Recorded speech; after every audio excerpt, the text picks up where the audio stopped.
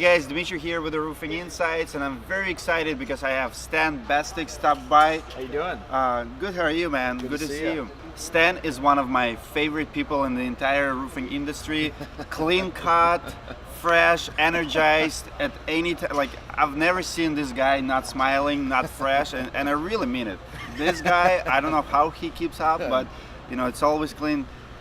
Stan, thank you so much for stopping by. Hey, my pleasure. Very happy to be here. Yeah, it's always fun catching up with you. Enjoying the show? Very much so. Yeah, this is like, how can you not? We love our industry, right? This is just the best thing to do. You know, especially when it's a little slow. This is where you pick up lots of new stuff. You see what the new things are that are out there. You find out what your competition's doing, and then you know we get a great opportunity to go out and show off some of our new ideas. So it's a great week.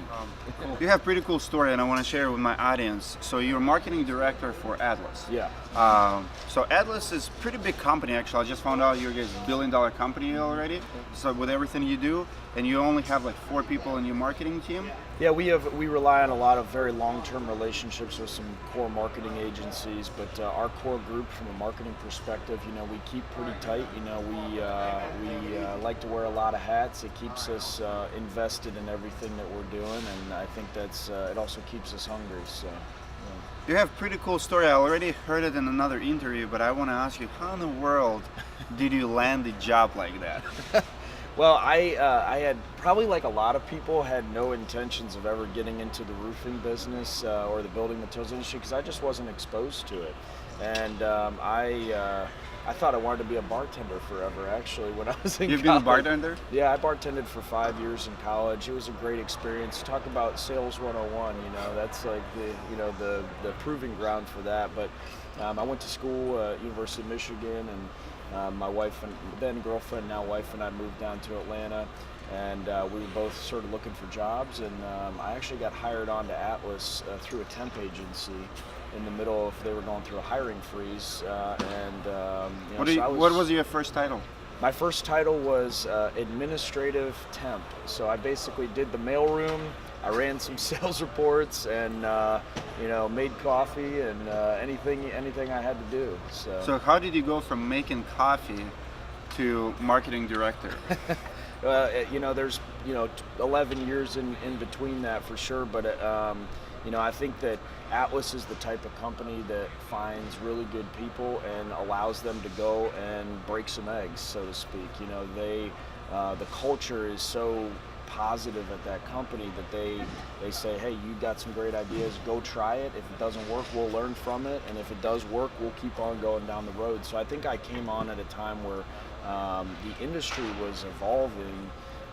There wasn't a lot of big marketing. Technology really hadn't been the big technology boom in building materials 11 years ago. It was just sort of starting, and it was really good timing, and I was able to prove myself on a few key projects, and had a lot of people empower me along the way to reach for big heights. So it was pretty cool. Yeah, it's been a great ride. Well, I've seen you in action. Like, first I got introduced to you like about 4 or 5 years ago on your roadshow, and I remember you like throwing bears like at people. I mean, you have so much energy, man, and it's and I remember coming to the show. I've seen contractors. I mean, contractors will be like sitting there, like, I mean, I know the crowd, I know it's really hard to get them moving, and you just, like, you were rocking. Like, what motivates you, what drives you, where the energy is coming from? I mean, yeah, that's a great question. I think, what I realized when I first started getting out and speaking to contractors early in my career at Atlas was that, I don't want to say the industry was stale, but the industry was sort of set in its ways. Mm-hmm. And I think that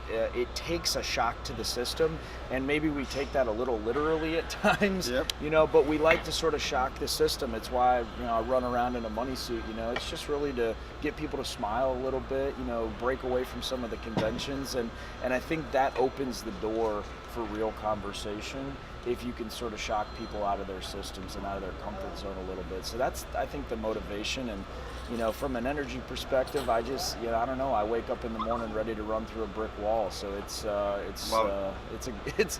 good feeling, and I hope that everybody that we hire at Atlas wants to do the same thing. That's what we look for, is people with high energy that just want to go out and do great things and help other people do great things. Give our audience one tip, one advice. I'm talking like one advice to business owners, maybe somebody who owns the roofing company. I want it to be marketing advice. Like, I mean, Sure. you're an energetic guy, you're face of the company, pretty much spokesperson. And I know a lot of business owners, like I teach them, like you have to be the face of the company. Yeah. You have to go all in, and people like you, like, you know, we look up to him. Like, this guy does it. He's not afraid to be. He's not shy. He's not afraid to throw himself out there, and it works, right? Give someone who is shy, maybe camera shy, maybe even afraid of signing up for Facebook, because you're talking about introverts. I'm talking about like business owners who good installers. We have a lot of those.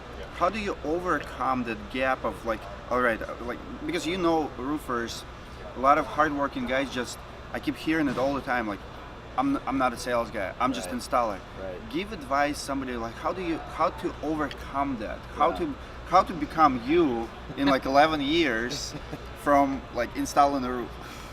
Yeah, it's a great question. I don't think anybody should ever try to be something they're not or pretend that they're something that they're not. But I think that having small successes goes a long way to helping improve your self-esteem. It helps to improve sort of your confidence that you can incorporate some of those things into your business.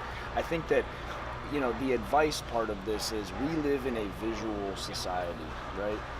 Pictures and video dominate social media. So what we all like, think about what you like, think about you. We were just looking at videos of your family, your beautiful family, and you know, we respond to that, you know, viscerally, right? You know, it makes us feel really good. So I think the same thing applies to business. If you think about, you know, what would make somebody want to buy from you versus want to buy from your competition. And to me, those are the simplest things. It's, are you approachable? Are you personable? Are you honest? You know, can I get that sense from you?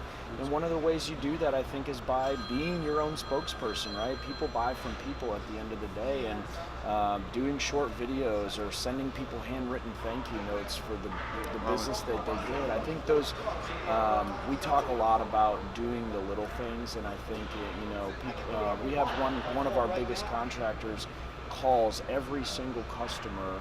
He doesn't do in-home sales, but he personally calls every single customer and records those calls, you know, in order to really understand how things went, and so that that customer hears from the owner, hears their voice. Awesome. So even if you don't want to get in front of a camera, you know, make yourself known to your customers, because that's what I think leads to really meaningful impressions and ultimately, you know, referral business, which is like gold. So Awesome. yeah. Well, I couldn't agree more. Thanks for your time today. Yes. Thanks for sharing the story. Thank you so much. I'll see you around. See you around.